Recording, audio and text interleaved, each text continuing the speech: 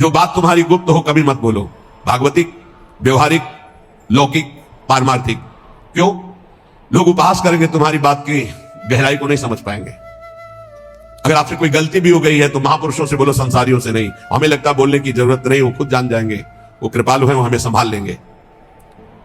संदेह वाली वस्तु, संदेह वाले व्यक्ति, संदेह वाला आचरण कभी मत करो। जिस व्यक्ति पर संदेह हो कभी मत मिलो, जिस वस्तु में संदेह हो कभी मत खाओ, जिस आचरण पर संदेह प्रमाणित ना हो कभी मत करो। बहुत ध्यान से सुनना है, बहुत जरूरी है। हम आपके लिए भोग बना करके लाए हैं और आपकी दृष्टि में तत्काल अंदर आया, नहीं पाना चाहिए, बिल्कुल नहीं पाना, चाहे अमृत हो, हटाओ उसको, बिल्कुल नहीं पाना। ये भागवतिक संकेत होते हैं। जिस व्यक्ति के मिलने में संदेह लगे, ये हमें कम समझ में आया, कभी नहीं मिलना चाहिए। जिस वस्तु में संदेह हो जाए कभी नहीं पाना चाहिए। जिस क्रिया में संदेह हो जाए कभी नहीं करना चाहिए। भगवत मार्ग के पथिक को जो बात अपनी गुप्त हो उसे कभी प्रकाशित नहीं करना चाहिए। भविष्य की चिंता भक्त नहीं करता। अगर भविष्य की चिंता कल क्या होगा तो तुम शरणागति में कलंक हो। लाभ और हानि ये हमारे सामने कोई मान्यता नहीं रखते।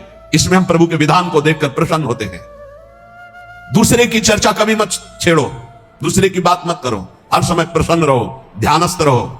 रजोगुणी तमोगुणी भोजन चाहे जितना सुंदर दिखाई दे कभी मत पाओ। रजोगुणी तमोगुणी लोग चाहे जितना सुंदर व्यवहार करें कभी सहवास मत करो, इनका दूर रहो।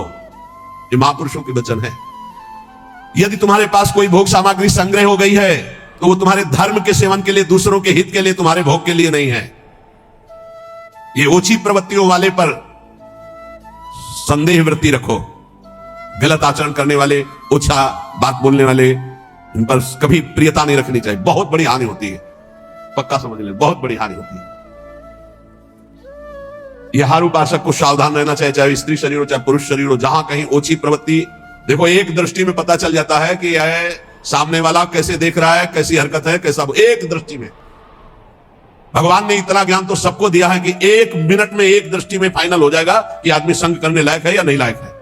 या ये चाहे कोई भी हो, कोई भी हो, एक दृष्टि में पता चल जाता है। ओछी प्रवृत्ति पर अंकुश रखो, ना किसी का संग और ना अपने अंदर ओछी प्रवृत्ति। प्रभु प्रेम प्राप्ति के लिए गले पड़ना होता है महापुरुषों के।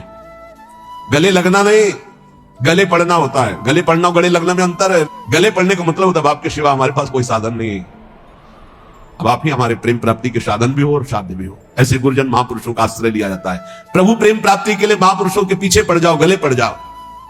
वो देख ले कि अभी हमारे पिंड छोड़ने वाला नहीं, दुत्कारे फटकारे तो भी नहीं, तो निश्चित भगवत प्रेम प्राप्त हो जाता है, क्योंकि भगवान उनके हृदय में जागृत हो चुके हैं। ना तुम्हारे अंदर घबराहट होनी चाहिए, ना कोई उतावलापन होना चाहिए। धैर्य, सात्विकता का अनुसरण करने वाला, भगवत दर्शन की अभिलाषा रखने वाला बड़ा गंभीर स्वभाव का होता है, बड़ा धैर्यवान होता है। जल्दी उसके धैर्य को कोई तोड़ नहीं सकता। ऐसे ही साधक को परम सिद्धावस्था की प्राप्ति होती है। जब तुम्हारे कहीं कोई पाप कर्म करने का अवसर आवे तो शर्मा जाओ, लज्जा कर लो, धिक्कार है अपने को, हटो वहां से। जब कोई गलत बोलने का अवसर आवे तो मौन, दांती पीस लो। ऐसे गलत बोलने का अवसर आवे दांती पीस लो। जबान है ही नहीं हमारे, बोलते रहो, दांत कस के दबाए रहना, बोलना नहीं। अगर बोला तो गड़बड़ हो जाएगा। जैसे गलत करने का अवसर आवे तो मानसिक धिक्कार देना है। धिक्कार है तुझे, क्या सोच रहा है तू, गलत करना चाहता है। गलत बोलने का अवसर आवे तो दांती पीस लो, ऐसे दंत, राधा राधा राधा, अंदर से बोलना नहीं। ये देखो परमार्थ के लिए, बिल्कुल ऐसे। और जब कहीं तुमसे कोई गलती पड़ जाए तो शर्माओ मत, फिर क्षमा मांग लो।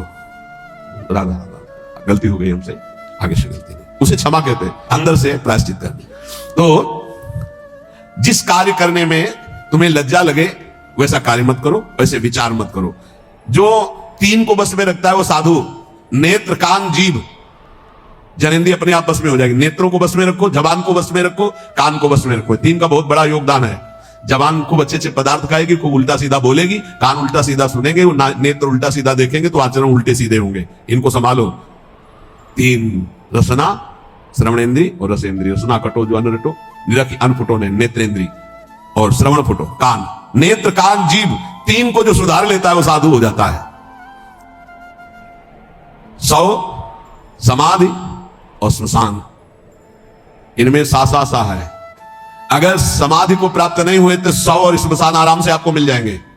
मानव जीवन समाधि प्राप्त करने के लिए, समाधि जिसकी बुद्धि समता में युक्त होकर बड़ा आनंद का विषय है। जैसे स्वप्न में चले गए ना, ऐसे लीला में चले जाओगे, बड़ा आनंद का विषय। मान लो हमारी बात, स्वप्न तो स्वप्न ही है, लीला तो फिर बहुत आनंद। बस आखिरी फल है वृंदावन का, लीला में प्रवेश हो जाना, लीला पात्र बन जाना। बहुत जल्दी लाभ मिलता है वृंदावन में। श्री भगवान महायोगेश्वर हैं, करुणा करके बता रहे हैं कि उपासक यज्ञ के द्वारा ही परम पद को प्राप्त होता है। कल कई यज्ञों का वर्णन सारांश में किया गया था। ब्रह्म यज्ञ, प्रत्येक कर्म में कर्ता करण क्रिया पदार्थ सब कुछ ब्रह्म रूप है, ऐसा अनुभव करना ब्रह्म यज्ञ, जो कल वर्णन हुई थी। ब्रह्मार्पणम ब्रह्म हविर् ब्रह्माग्नो ब्रह्मणाहुतम ब्रह्म विद्यम गंतव्यम ब्रह्म कर्म समाधिना। इसी को भगवद अर्पण रूपी यज्ञ की व्याख्या कल की थी। संपूर्ण क्रियाएं, संपूर्ण पदार्थ भगवान के हैं और भगवान के लिए कर रहे, ये भगवद अर्पण रूपी यज्ञ है। और एक अभिन्नता रूपी यज्ञ का वर्णन किया था। असत से सर्वथा विमुख होकर परमात्मा स्वरूप में अभेद भाव से तन्मय हो जाना, ये मैं ब्रह्म स्वरूप हूं, ये सबसे बड़ी ब्रह्म यज्ञ का वर्णन हुआ था। कर्तव्य कर्म रूपी यज्ञ का वर्णन हुआ। केवल दूसरों के लिए ही सुख का संपादन जो करते हैं वो कर्मयोगी कर्तव्य कर्म रूपी यज्ञ करते हैं।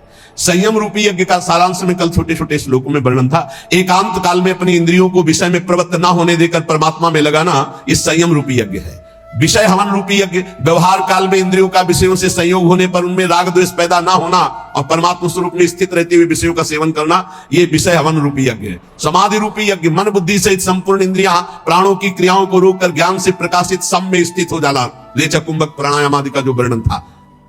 अब द्रव्य यज्ञ का वर्णन, संपूर्ण पदार्थों को जो अर्थ के द्वारा प्राप्त होते हैं निस्वार्थ भाव से दूसरों की सेवा में लगा देना द्रव्य यज्ञ कहलाता है। तपो यज्ञ, अपने कर्तव्य का पालन करने के लिए काम क्रोध लोभ मोह मद मत्सर इन सब के वेगों को सहकर इंद्रिय और मन को प्रसन्नता पूर्वक भगवान में लगाना, हर वेग को सहकर, इसे तपो यज्ञ कहते हैं। एक योग यज्ञ है, कार्य की सिद्धि असिद्धि में फल प्राप्ति में हर्ष शोक न होना, समान भाव रखना, सुख दुख के समय कृत्वा लाभा लाभो जया जयो, ये योग सिद्धि है, ये योग यज्ञ है। स्वाध्याय रूप ज्ञान यज्ञ, शास्त्रों का स्वाध्याय करना, नाम जप करना, नाम कीर्तन करना, ये स्वाध्याय ज्ञान रूप यज्ञ। प्राणायाम, पूरक कुंभक रेचक प्राणायाम यज्ञ है। स्तंभ वृत्ति प्राणायाम रूप यज्ञ, नियमित आहार करते हुए प्राण और अपान को अपने आप में रोक देना स्तंभ वृत्ति रूपी यज्ञ कहलाती है। इतनी यज्ञों का वर्णन कर सारांश में होगा। इसके बाद भगवान कहते हैं यज्ञ शिष्टामृत भुजो यान्ति ब्रह्म सनातनम नायम लोकोस्ति यज्ञस्य कुतोन्यः कुरुषोत्तमो। हे कुरुवंशी श्रेष्ठ अर्जुन, यज्ञ से बचे हुए अमृत का अनुभव करने वाले सनातन पर ब्रह्म परमात्मा को प्राप्त होते हैं। यज्ञ ना करने वाले मनुष्य के लिए ये मनुष्य लोक भी सुखदायक नहीं, फिर परलोक कैसे सुखदायक होगा। तो भगवान का यहां क्या कथन है, यज्ञ शिष्टामृत भुजो यान्ति ब्रह्म सनातनम। निष्काम भाव से तुम्हारे पास जितनी भी वस्तु सामग्री है परिवार और समाज की सेवा में लगा देना, और जो आपको सेवा के बाद बच रहा है उसका सेवन करते हैं। एक ऐसा और एक दूसरा, श्री भगवान को विराजमान करके, सब श्री भगवान की वस्तु है, जो भी प्रसाद पाए भगवान को अर्पित करके, वो यज्ञाशिष्ट अमृत भुजो है, वो अमृत भोजन है। मरने वाली सब वस्तुएं अमृत कैसे अनुभव करा सकती हुई, अमृत भगवान है। जब हम भोग लगा देते हैं तो वो प्रसाद अमृत हो जाता है। ऐसे तो अमृत वस्तुएं हैं, समृत्यु लोक की जितनी भी वस्तुएं समृत हैं, सब नष्ट होने वाली, पर जब हम प्रभु को अर्पित कर देते हैं तो वो प्रसाद हो जाता है, चरणामृत हो जाता है, उच्छिष्टामृत हो जाता है। इन वस्तुओं को जब हम प्रसाद रूप से स्वीकार करते हैं तो ये हमें भगवत प्राप्ति करा देती है। ये बहुत सरल भाषा में समझो, तुम्हारे पास जो भी वस्तुएं हैं भगवान को अर्पित करके परिवार की सेवा में, समाज की सेवा में, स्वयं शरीर की सेवा में वो प्रसाद हो जाए। बिना अर्पित किए न वस्त्र पहनो, न भोजन पाओ, न पानी पियो। क्योंकि भगवान कहते हैं जो यज्ञ से अवशिष्ट वस्तुओं का भोग करता है वही परम पद को प्राप्त होता है, ब्रह्म को प्राप्त होता है। यज्ञ ना करने वाला मनुष्य लोक में नहीं सुखी रहेगा, फिर परलोक की बात क्या है।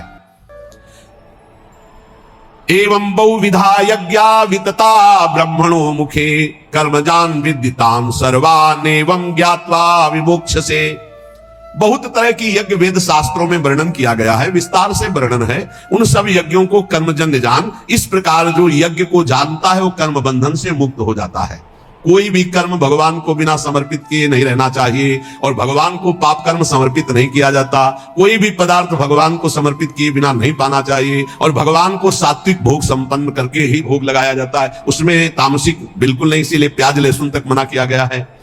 भगवान को हम वही अर्पित कर सकते हैं जो शास्त्र प्रमाणित है, मनमानी नहीं। जैसे किसी ने हमको दिखाया था मोबाइल में कि एक गोपाल जी को ये सब्जी को वेज कहते हैं और बिना वो उसको क्या कहते हैं, हाँ, उसका भोग लगाते हुए दिखाया था कि हमारे गोपाल जी तो सब नरक की प्राप्ति होगी। ध्यान रखना, राक्षसी प्रवृत्ति का प्रयोग मनमानी मत करो कि तुम्हें कोई डांटने वाला नहीं तो घर में गोपाल जी विराजमान कर लिए तो जो मना है सो कर सकते हो। नहीं दिखाना चाहिए, नहीं देखना चाहिए, नहीं करना चाहिए, ऐसा बिल्कुल नहीं करना चाहिए। ऐसा तो राक्षस भी नहीं करते थे। आप तिलक लगाए हो, आप कंठी बांधे हो और आप ठाकुर जी को राक्षसी भोग लगा रहे हो, कहते हो हमारे गोपाल जी जो मनाएगा तो हम खवाएंगे। ऐसा नहीं, ऐसा नहीं, मनमानी नहीं। तस्मात् शास्त्रम प्रमाणम ते कार्य कार्य व्यवस्थित हो। ऐसा करोगे तो ठाकुर जी को फिर जो भाएगा वो करेंगे और उनको जो भाता है तो सारी माया उन्हीं की भावना है। ध्यान रखना, उनकी मुस्कुराहट से माया पैदा हुई, उनकी पीठ से अधर्म पैदा हुआ है, उनकी छाती से धर्म पैदा हुआ है। कैसे मनमानी आचरण कर सकते हैं आप ठाकुर जी को वही कर्म अर्पित कर सकते हैं जो शास्त्र सम्मत है, आप वही भोग लगा सकते हैं जो संत सम्मत है। ऐसे नहीं मनमानी, आपकी मनमानी आचरण नहीं। गोपाल जी भी वही करते हैं जो वो बोलते हैं, गोपाल जी भी संतों की बात की रक्षा करते हैं। ऐसा नहीं कि मनमानी तुम करो सबकी अवहेलना करके। तुम्हारे घर में तुम जाओ और श्री विग्रह खरीद लो और मनमानी व्यवहार करो तो आप क्या समझते हो भगवत पार्षद आपको दंड दे देंगे। समय आने पर देख लेना, फिर न तुम्हें गोपाल जी दिखाई देंगे और न कोई भगवान की कृपा दिखाई देगी। मनमानी आचरण नहीं। कहीं भी कोई अपने घर में ठाकुर जी ले गए तो सर्वांतर्यामी भगवान की उपासना संतों के अनुसार करो, शास्त्र के अनुसार करो, नहीं तो ना इस लोक में सुखी रहोगे ना परलोक में सुखी रहोगे। एवं बहुविधा यज्ञा वितता ब्रह्मणो मुखे, जो शास्त्र में वर्णन किया गया वैसे किया जाता, मनमानी आचरण नहीं किए जाते। हमें बहुत दुख हुआ तो उन्होंने दिखाया कि वो तिलक भी लगा था और कहते कि हमारे घर में ठाकुर जी, हमारे ठाकुर जी भाई हम तो जैसा चाहेंगे वैसा पाएंगे, हम अपने बेटे को जैसे पवा सकते हैं। वसुदेव देवकी जी से कहा था ध्यान रखना मैं तुम्हारा पुत्र बन रहा हूं, लेकिन ये ध्यान रखना मैं कौन हूं, मैं ब्रह्म हूं, ब्रह्म की प्रतिष्ठा हूं, तुम्हारा बालक बन रहा हूं, इतना जरूर ध्यान रखना, नहीं तुम मेरी माया से मोहित हो जाओगे। ये ध्यान रखना मैं ब्रह्म हूं। इसलिए जहां जिस भक्त के यहां भगवान पुत्र बने तो पहले भगवान के रूप में प्रकट हुए कि तुम हम जब पुत्र बनेंगे ना तो तुम हमारी महिमा नहीं जान पाओगे, पहले देखो। जब कौशल्या जी ने देखा ओ अद्भुत भगवान, तब माता पुनि बोली सोमति डोली तजहु ताते रूपा की जैसे सुलीला। आपने वरदान दिया था कि मैं बालक बनूंगा, तब बालक बन गए। सुन वचन सुजाना रोदन ठाना होई बालक स्वरूप। वो सिद्ध महापुरुषों को तो आदेश कर रहे कि ध्यान रखना मैं ब्रह्म हूं, तुम्हारा बालक बनने जा रहा हूं, और तुम गोपाल जी को मनमानी आचरण करवाओगे। ऐसा नहीं है, कभी ऐसा नहीं। वैष्णव पद्धति से सेवन करो ठाकुर जी की। ये कलिकाल कैसा दुष्ट स्वभाव पैदा हो रहा है कि हम मूर्ति खरीद ले, श्री विग्रह खरीद ले, जैसा अनाचार दुराचार चाहे वैसा भोग लगावे, जैसा चाहे व्यवहार करें, नरक की प्राप्ति होगी, पक्का समझ लो। और अगर धर्म और शास्त्र के अनुसार चलोगे तो वही यज्ञ, वही सेवा, वही पूजा भगवान की प्राप्ति करा देगी। अरे कितने उदाहरण उनके दिमाग में भरे हैं, ऐसे से ऐसा हुआ, ऐसे से ऐसा हुआ। मतलब भगवान ऐसे लोगों को उदाहरण भी दे देते, समझा देते हैं। वो भगवान ने ऐसा किया था, भगवान ने वैसा किया था, भगवान ने किया था। एक कोयला मुंह में जला के जबान में रखो, फिर बोल के दिखाओ भगवान ने आग पी थी, तुम पियोगे आग? पूरा दावानल पी गए थे, भगवान ने गिरिराज जी उठाए, भगवान ने जो किया तुम कुछ कर सकते हो क्या?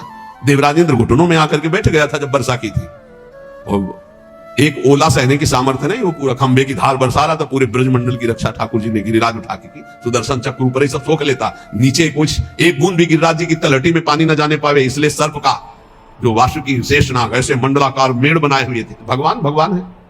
ये आजकल कलयुगी भगत भगवान को ऐसे अशुद्ध भोग लगाने की चेष्टा करते हैं। हम जो खाएंगे भगवान, तुम क्यों खाओगे? तुम क्यों खाओगे? तो भगवान विराजमान किए हो तो उसी मर्यादा से भोग लगाओ। नहीं, तुम जो खाओगे भगवान को खाओगे तो भगवान ने जो जो बनाया वो तुमको भी भोगना पड़ेगा। नरक भी बनाया मेरे भगवान ने, बड़े बड़े भयंकर रोग बनाए, बड़े बड़े भयंकर दंड बनाए। होश में चलो। तस्मात् शास्त्रम, ये भगवान के वचन है। तस्मात् शास्त्रम प्रमाणम ते कार्याकार्यो व्यवस्थितो। देखो भगवान ही बोल रहे हैं इस लोग। एवं बहुविधा यज्ञा वितता ब्रह्मणो मुखे। ब्रह्मणो कहते हैं वेदज्ञों को, वेद कहते हैं जो समस्त जानकारी को प्रदान करता है। जो वेदवाणी कह रही हो ब्रह्म स्वरूप है, उसके अनुसार यज्ञ करो, शास्त्र के अनुसार करो, संतों की आज्ञा के अनुसार करो, मनमानी आचरण नहीं। अगर तू मनमानी आचरण करेगा तो इस लोक में भी नहीं सुख को प्राप्त होगा, परलोक में नहीं। श्रेयान द्रव्यमयाद् यज्ञाच् ज्ञान यज्ञ परंतप सर्वं कर्माखिलम पार्थ ज्ञाने परिसमाप्यते। हे अर्जुन, रुपये की यज्ञ से ज्ञान यज्ञ श्रेष्ठ है। संपूर्ण कर्मों में, पदार्थों में, तत्व ज्ञान में सब कुछ समाप्त हो जाता है। सबसे श्रेष्ठ है ये ज्ञान यज्ञ। मैं कौन हूं, मेरा क्या कर्तव्य है, मैं क्यों जन्म लिया हूं, इसी की जानकारी करने के लिए रोज सत्संग हो रहा है। हम भगवान के हैं, हमारा लक्ष्य भगवत प्राप्ति, या हम भगवत स्वरूप है, हमारा लक्ष्य भगवत स्वरूप में स्थित हो जाना। दुर्भाग्य है उनका जिनको भगवान ने सुविधा दी है। हृदय की बात कहता हूं, दुर्भाग्य है उनका जिनके मोटे गद्दे हैं, एसी है, खान पान की भारी व्यवस्था है, सब कुछ। दुर्भाग्य है उनका। सौभाग्य है उनका जिनका उदर पोषण के लिए ब्रजवासियों के टूक का भरोसा हो, या जो गुरुदेव व्यवस्था कर दे और रूखा सूखा खा के जमीन पर सैन करके रात दिन दिनचर्या में लगे, सौभाग्य है उनका।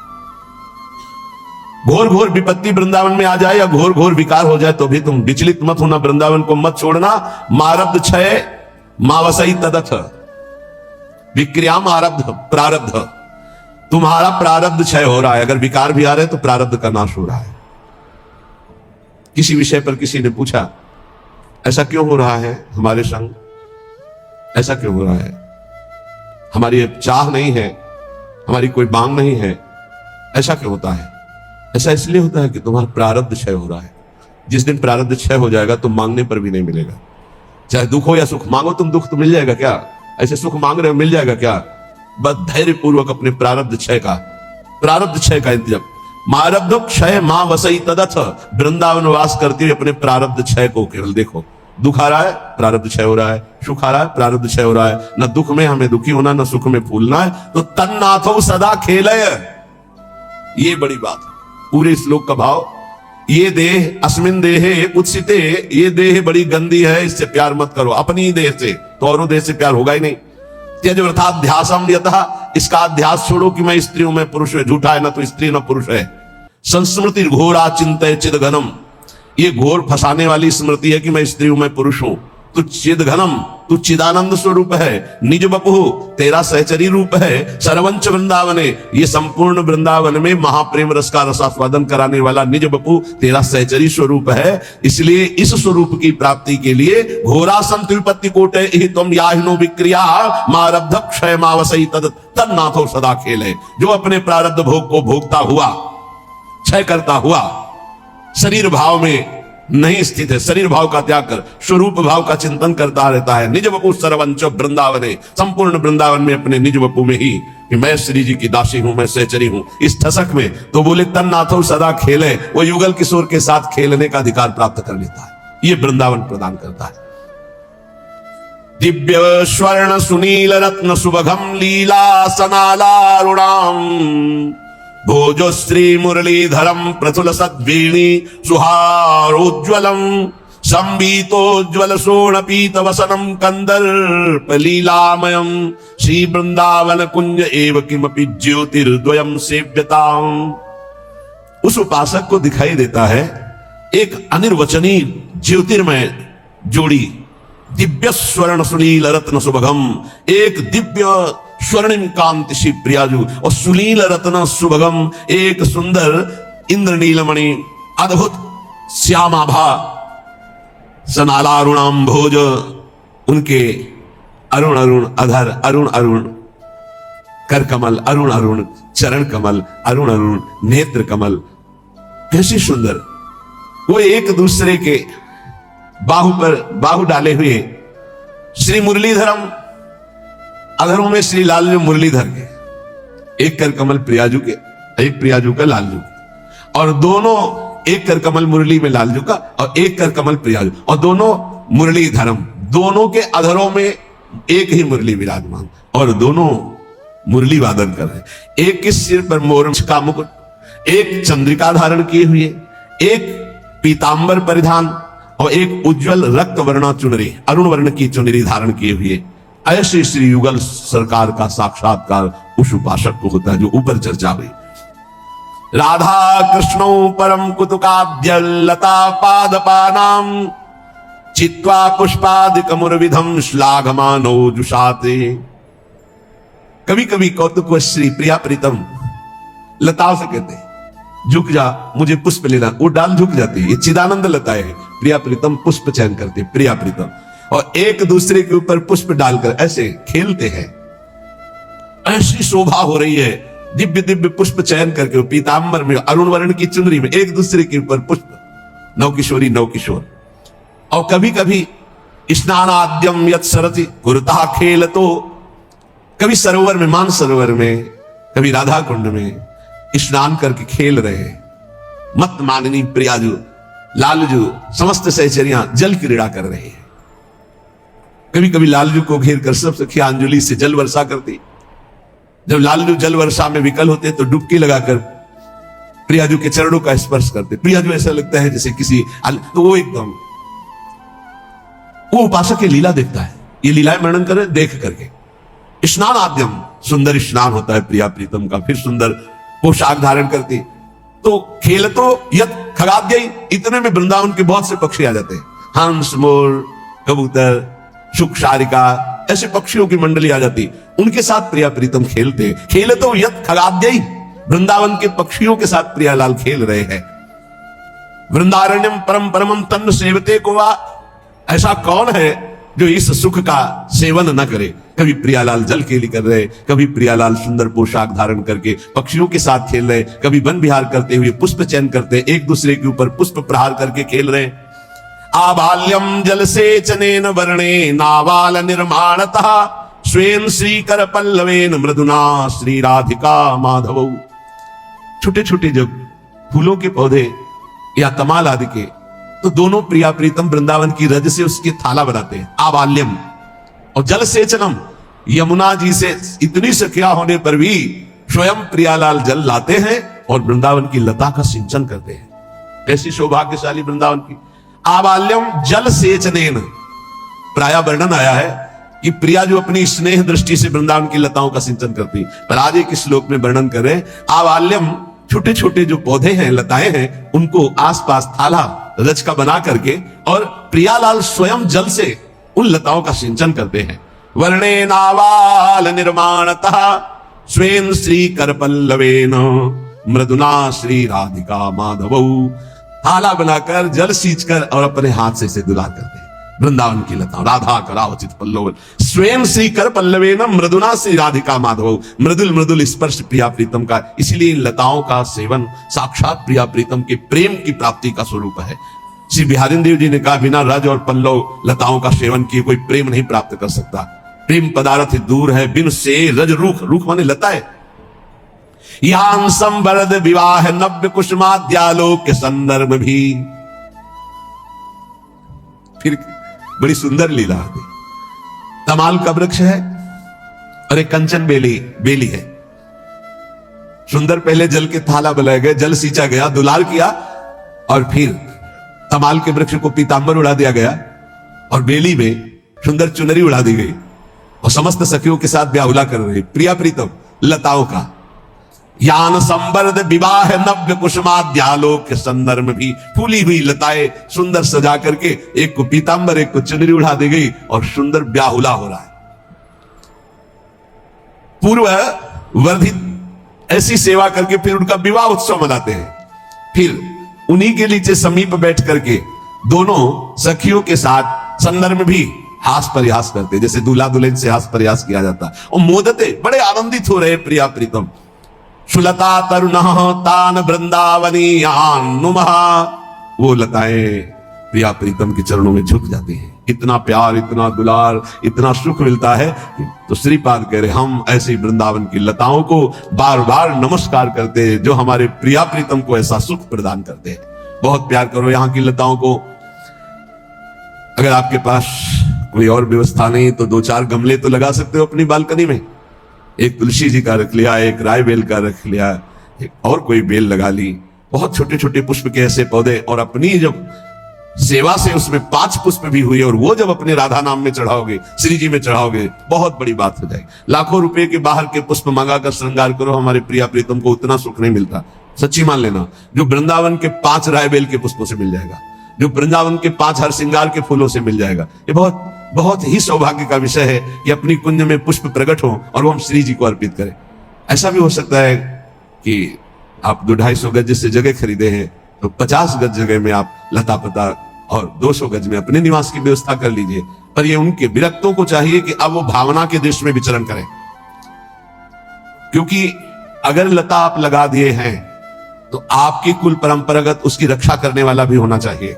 लताओं को तो वही मानता है जो प्रिया प्रीतम के प्रेम में मत वाला होना चाहता है, नहीं तो बहुत ही दुर्भाग्य का विषय है। एक लता तैयार करने में कितना समय लगता है। बगल में लता है ना, ऐसे जी होता रहता है, जहां मुरझाई तो ऐसा लगता है क्या हो गया, कौन सी गलती हो गई, ये लता क्यों मुरझा गई, जरा सा मुरझाना पसंद नहीं। और वही जब लताएं बड़ी होती हैं 50 वर्ष 60 वर्ष की, और फिर जब उस पर कोई कुल्हाड़ चलाता है तो ऐसा लगता है छाती काट रहा है, हृदय काट रहा है। इसको क्या पता कि 50 वर्ष में कैसे तैयार हुई लता, किन महापुरुषों की करुणा दृष्टियों से इसका पोषण हुआ है, और 1 मिनट लगा जेसीबी से उखाड़ के फेंक दिए। 50 वर्ष में वो तैयार होती है लताएं। बड़ा दुर्भाग्य, हर जगह लता कट, रात रात में लता कट करके साफ होकर के एक पत्ता भी वहां नहीं, ये देखा है। क्योंकि समाज कुछ ना कहे या कोई ऑब्जेक्शन ना हो, शाम तक वो लता है, सुबह पूरी गायब, वहां बिल्कुल प्लेन, ना कोई एक पत्ता, ना कोई एक कटिंग की कोई वस्तु, साफ एकदम। लेकिन प्रिया जी तो देख रहे हैं ना, तुम्हारा सौभाग्य साफ हो रहा है, तुम्हें पता है, चिन्ह भी नहीं रहेगा सौभाग्य का तुम्हारे। ये बिल्डिंग सौभाग्य नहीं, सौभाग्य लता पता है। हम कह रहे हैं आवश्यकता है तो 200 गज में तुम बना लो, 50 गज में श्री जी के लिए लताएं लगा दो, वहां सुंदर लीप करके सुंदर 4 पुष्प बिछा दे, भावना की प्रिया प्रीतम, लता भवन सुख शीतल जहां, श्री हरिवंश रहत नित जहां, तहां न वैभव आन की। स्वयं प्रिया प्रीतम खेलते, देखो कैसे लताओं से खेल, ब्याहुला ब्याहुला खेल रहे, स्वयं सिंचन कर रहे, कितने उत्साहित हो रहे लताओं में। अगर लताओं से प्रेम नहीं तो ब्रज प्रेम प्राप्त होना बहुत कठिन है। रज से प्रेम नहीं, रसिकों से प्रेम नहीं तो प्रेम कहां से मिलेगा? यहीं से तो मिलता है, रज रसिक लता, ये 3 प्रेम के स्तंभ में जिनसे बहुत जल्दी वृंदावन का लाभ प्राप्त होता है। शेष चर्चा आगे, बस इतनी प्रार्थना है कि कोई भी मनमानी आचरण मत करो। आप स्वतंत्र नहीं हो, आप 2 जगह से परतंत्र हो। यदि शास्त्र आज्ञा और संत आज्ञा की परतंत्रता स्वीकार करोगे तो माया मुक्त हो जाओगे, यदि मनमानी आचरण करोगे तो माया तुम्हें परतंत्र बना के रौंद देगी। इसलिए शास्त्र के अनुसार भोग लगाओ, शास्त्र के अनुसार पाओ, शास्त्र के अनुसार जियो, शास्त्र के अनुसार कर्तव्य। तो बोले मग्नानंद स्वरूप अखंडित पिया हेरत भय आप प्यारे, नाम में ऐसी सामर्थ्य है। इसलिए साधक बता रहे महाराज जी, साधक के लिए, नाम जापक के लिए विषयी पुरुष का संग सबसे बड़ा पतन का हेतु है। नाम जापक को नाम में प्रेम पाने के लिए केवल नाम जापक संतों का संग करे, बस विषयी पुरुषों का संग न होने पाए। साधक को शरीर स्वस्थ रखने के लिए भोजन पाना जबान के स्वाद के लिए नहीं, खान पान का संयम रखो। भजन अपना कभी प्रकाशित ना होने पावे कि मैं इतना जप करता हूं, गुप्त रखो भजन को। अपने को भजनानंदी बनाओ, लेकिन भजनानंदी प्रकाशित मत करो। भजन से कभी तृप्त मत हो कि हमारी आज की दिनचर्या की 11 माला हो गई, अब तो छुट्टी, मन फंसा देगा। नहीं, 11 माला तो गुरुजी ने कहा, हर समय कहा कि राधा वल्लभ श्री हरिवंश राधा राधा, खाली तो रहना ही नहीं। गुरुदेव से कभी भी सांसारिक वार्ता ना करो। खोटी बातें करने से गुरु की नजर से वो गिर जाता है। जब देखो तब प्रपंच की बात, जब देखो तो उसको देखते ही लग नहीं, कभी प्रिया प्रीतम की बात ही नहीं करता। समस्या ही समस्या, संसार ही संसार। जो ध्यान दीजिएगा, पाप कर्म, छल कपट, मान की चाह, धन की चाह, पराई स्त्री के प्रति राग, दूसरों की निंदा, परचर्चा, अभिमान, धूर्तता, पाखंड, इन दोषों का त्याग करके संयम ब्रह्मचर्य से रहता है, उसको ये शिकायत ही नहीं हो सकती कि मेरा नाम जब निरंतर नहीं चलता। निरंतर चलेगा। किनका नहीं चलता? जो पाप कर्म करते हैं, जो छलिया हैं, कपटी हैं, जो मान चाहते हैं, जो धन चाहते हैं, जो पराई स्त्री के प्रति राग बुद्धि, जो दूसरों की निंदा, जो दूसरों की चर्चा करते हैं, अभिमान करते हैं, धूर्तता, पाखंड करते हैं, उनके हृदय में नाम नहीं चलता। ये परदोष दर्शन भगवत प्राप्ति में महान बाधक है। इसलिए पर चर्चा, परदोष दर्शन, पर निंदा भूल कर साधक न करे, नहीं नाम जप नहीं कर पाएगा। एकांत में रहने का अभ्यास, नींद को जितना कम से कम से काम चल जाए उतना स्वीकार करना, उच्च स्वर से नाम कीर्तन करना, सदग्रंथों का पाठ करना, आसक्ति को छोड़ करके भगवत चरणारविंद की आसक्ति में दृढ़ होने के लिए दुखों को, विपत्ति को, अपमान को, निंदा को शांतिपूर्वक सह जाना, इससे भगवत आसक्ति होगी। दुखों को, विपत्ति को, अपमान को, निंदा को शांतिपूर्वक सह जाओगे तो भगवान में आसक्ति हो जाएगी। जब तुमसे कोई क्रोध करे तो क्षमा कर दो, जब बैर करे तो तुम उसे नमस्कार करो, जब बुराई करे तो तुम उसकी भलाई करो, तो नाम भगवान तुम्हारे हृदय में अपने आप चलने लगेंगे। पकड़ो। जब नाम चलने लगता है तो उपासक का स्वभाव कैसा हो जाता है? वो अपने को सबसे छोटा समझने लगता है, उसमें कभी अभिमान की वृत्ति नहीं आती, वो किसी के दोष कभी ना देखता है, ना वर्णन करता है, ना सुनता है, ना किसी से घृणा करता है। उसका स्वभाव बहुत कम बोलने का हो जाता है। वो सदैव बोलेगा तो मीठे वचन बोलता है। वो सबकी सेवा करने का स्वभाव रखता है, किसी से सेवा नहीं करवाता। वो विवाह, उत्सव, जन समूह, इनसे बचने की कोशिश करता है। जहां विवाह का उत्सव है, चाहे गृहस्थी हो, नाम जापक हो, गले में माला है, कंठी है, वहां पा रहे हो जहां अपवित्रता का ही साम्राज्य है। आप क्या समझते हो? चिकने चुपड़े सब रखे हैं दूर से, लेकिन घोर अपवित्रता। बहुत संभल के जबान को। कोई भारी उत्सव है सांसारिक जन समूह वाला नहीं, पूर्ण भगवत पवित्र जीवन। जो नाम को इन दो से बढ़कर समझता है उसका नाम कभी नहीं छूटता। काम भोग से और धन से, दो से बढ़ करके जो नाम को आदर देता है उसका नाम कभी नहीं छूटता। नाम कहां छूटता है? काम वासना और धन वासना में जिसकी वृत्ति है वो नाम निरंतर नहीं चला सकता। नाम जपने के बीच में खाई है, निरंतर उधर नाम जप होने लगेगा। दो खाइयां पार कर लो, काम भोग की और धन के चाह की, तो उधर नाम जप निरंतर होने लगेगा।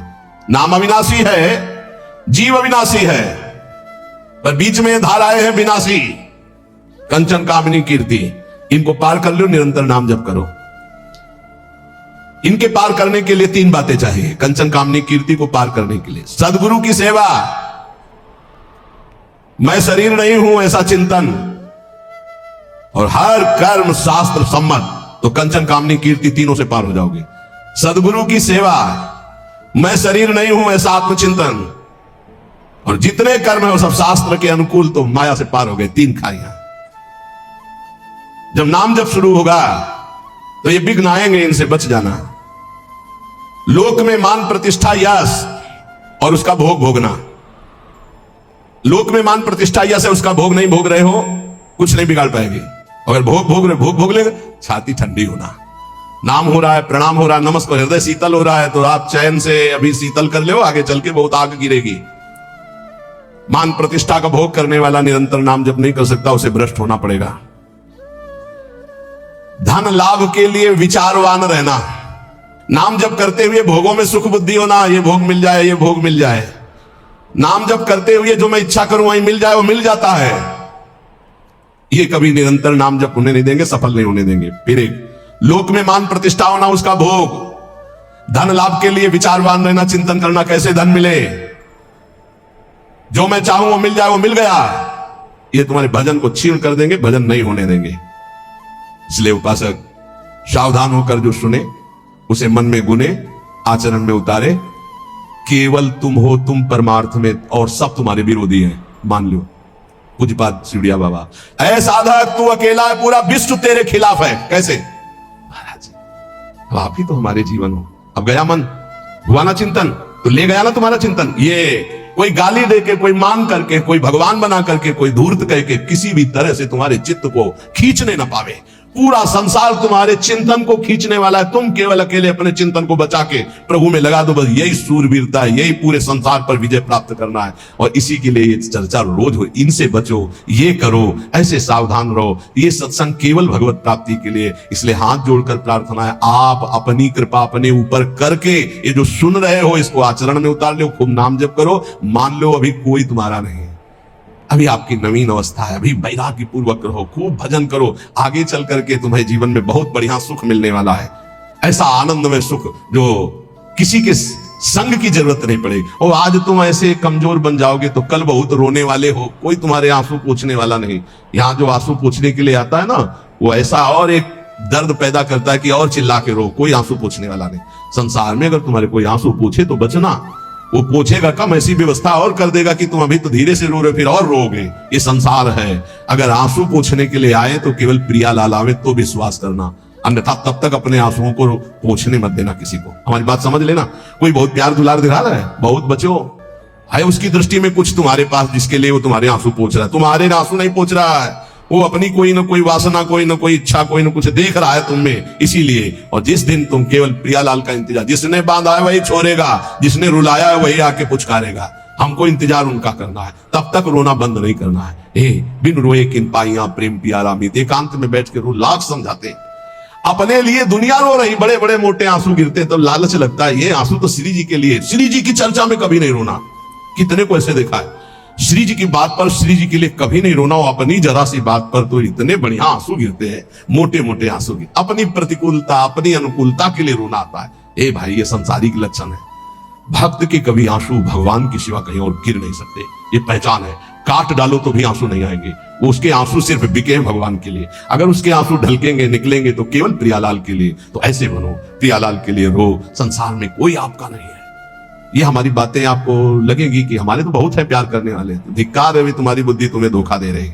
जिस समय पवित्र बुद्धि होगी उस समय देखोगे एक हरि के सिवा कोई प्यार करने वाला नहीं। इसलिए हमारी प्रार्थना मान लो, ये 4 दिन की चांदनी है जो सभा लगी है, ये स्टेशन है, अपनी अपनी गाड़ी आई छूट जाएगी, निकल जाओगे। तुम भी टिकट लेके बस ऐसे बैठे रहो कि मुझे बातचीत करते हुए समय व्यतीत करना। किसकी बातचीत? प्रिया प्रीतम की। जाना हमें श्री जी के पास है। पता नहीं आप लोग ठान क्यों नहीं रहे कि मुझे जाना है श्री जी के पास। तैयारी है प्रिया प्रीतम के पास जाने की? तैयारी कर लो, हम कह रहे तैयारी कर लो, एकदम गाड़ी आएगी एकदम। और ये इतनी रफ्तार की गाड़ी है कि सेकंड भर इंतजार नहीं होता कि दस्तखत कर दो। इसमें छूट नहीं है कि दस्तखत कर दो, लड़कवा दौड़ के आ जा ले दस्तखत करवा दे, ऐसे नहीं है। गाड़ी आई तो बस निकलो। और ये पहले से चयन कर लो, पहले से पता लगा लो, पहले से तैयारी कर लो कि तुम टिकट कहां के लिए हो। कहीं की टिकट है? नहीं है तो फिर जो टिकट मिलती है वो नरक की फ्री मिलती है, तत्काल वाली। पहले से बुक कराई जाती है, निकुंज जाना है कि वैकुंठ जाना है, पहले से बुक होती है। और यहां सब निश्चिंत हैं। तो जो टिकट उस गाड़ी में मिलती है एकदम, तो एकदम वाली वो मिलती है, हम आपको बता रहे, नरक वाली मिलती है फ्री, तत्काल। वो तो तुम गाड़ी में भी बैठ जाओगे तो मिल जाएगी, फ्री मिल जाएगी। अगर कहीं पावर लगा के मिलती तो वैकुंठ की, कैलाश की, साकेत की, गोलोक की, इनकी पावर। और अगर कृपा से मिलती तो वृंदावन धाम की मिलती। तो टिकट है आपके पास वृंदावन धाम की? हे भाई है? हाँ, अब बताओ आपकी टिकट में क्या लिखा है? हमारे माई। अगर ये टिकट है तो हम पहले से तैयार हैं निकुंज के लिए। ये बात ध्यान रखना। ये वृंदावन में बैठ के कह रहे हैं, आपने भी हाथ उठा दिया है। हमारी सबकी गति कहां है? श्री जी के चरणों में। हमारे पास टिकट है। अब हम कल कहेंगे तुमसे अगर सत्संग में ये दोष है तो नरक जाओगे। तो आपको पहले टिकट देख ली अपनी, आप मत मानो ना हमारी बात, है ना टिकट।